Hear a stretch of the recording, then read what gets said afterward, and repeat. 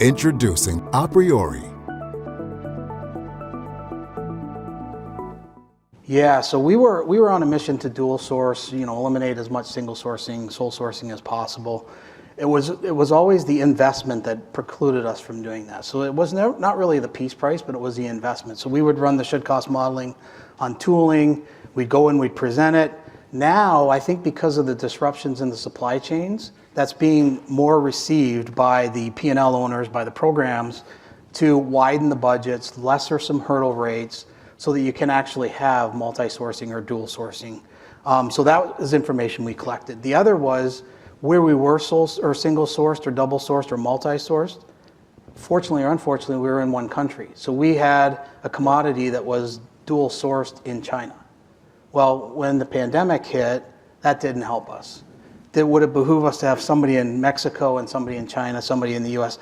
Diversification, what is the right country to source in based on the potential supply-based disruptions? There's another area, probably a lot of engineers in here. I'm a pretend engineer. I'm a business undergrad, borderline industrial engineer with an MBA. Jill would sometimes let me dabble into the should cost modeling, although she never gave me a license, which is probably good. But so I view this as we're transitioning more into what I call a business failure modes and effects analysis. It's almost like a BFMEA instead of a DFMEA.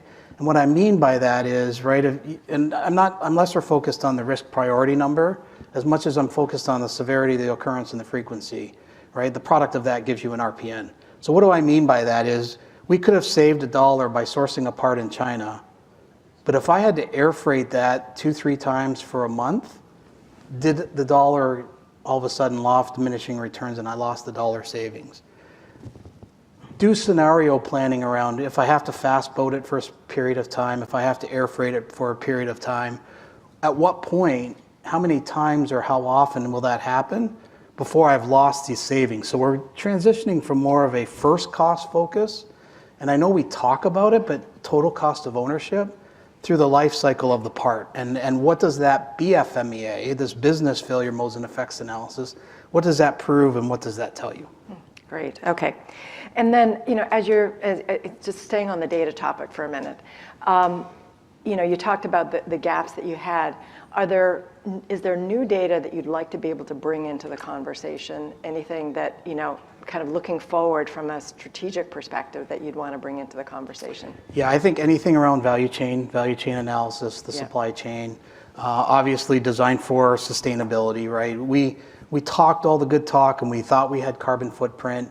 We thought we had good business continuity planning. So if a certain area was going to go down, they would transition it over to another area, maybe even another country.